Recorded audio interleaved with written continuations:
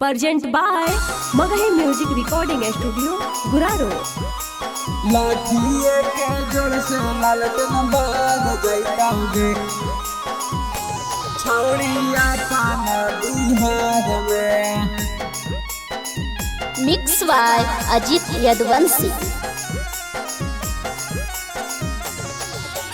जनता के बीच में लालटेन बारे के विचार होगे छौड़िया पाना बिहार में। जनता के बीच में लालटेन बारे के विचार होगे छौड़िया पाना बिहार में। लाठिए के जोर से लालटेन बार जाइताऊंगे छौड़ी फिरा से बिहार में। लाठिए के जोर से लालटेन बार जाइताऊंगे छौड़िया पाना बिहार में। Music by Nini Yadav. लाठिए के जोर से लालटेन बार जाइताऊंगे छौड़िया पाना बिहार में।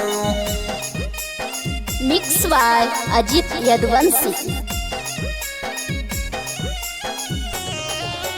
लालटेन जाबा बारा तो हिलको पटारा वो करे से जाग जाइताऊंगे छौड़िया पाना बिहार में। लालटेन जाबा बारा तो विरोधिया ना वो करे से जाग जाइताऊंगे छौड़िया पाना बिहार में। लाठिए के जोर से लालटेन बार जाइताऊंगे छौड़िया पाना बिहार में। राइफल के जोर से लालटेन बार जाइताऊंगे छौड़िया पाना बिहार में। Music by Nini Yadav. लाठिए के जोर से लालटेन बार जाइताऊंगे छौड़िया पाना बिहार में। Mix by Ajit Yaduvanshi.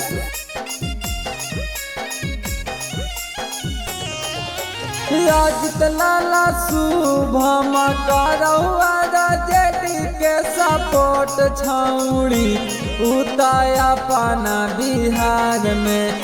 Sahele Shubham Karaua JD के सपोर्ट छौड़ी उताया पाना बिहार में। लाठिए के जोर से लालटेन बार जाइताऊंगे छौड़िया पाना बिहार में।